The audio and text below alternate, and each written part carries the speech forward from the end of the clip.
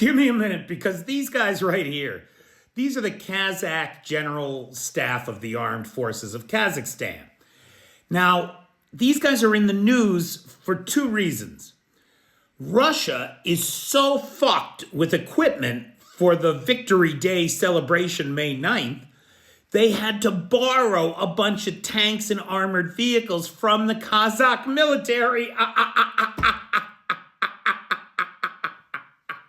Which I love. That's a great thing.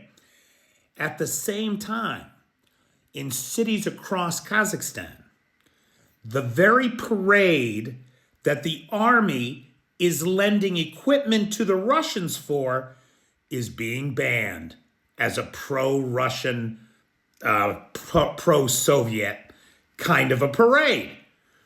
So inside the country, they are banning the parade that the military is having to lend armor to the Russians for. Now, why? Right? Kazakhstan has been under the thumb of the Kremlin for a long time. They want out. They've been trolling the Kremlin. They've been moving away from the Kremlin. My favorite thing was last year at the summit of former Soviet bloc countries, the president of Kazakhstan, who was hosting, gave his address in Kazakh, not Russian.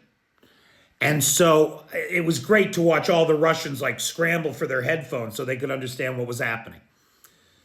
They have banned mandatory Russian language classes in their schools. They are no longer piping their oil for export through Russia. Instead, they're piping it to Azerbaijan, 80% of it today. So only 20% of Kazakh oil for export is being piped through Russia today. And I'm not even sure that that's happening because the Ukrainians hit the Caspian Consortium pipeline, which is the pipeline that Kazakh oil flows through Russia. And they may have shut it down. I'm not certain. Kazakhstan is a domino to watch.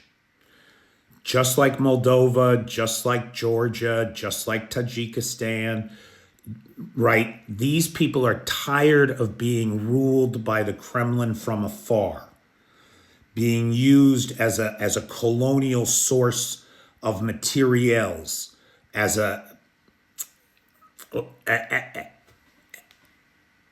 victim of the parasitical relationships that the Kremlin demands.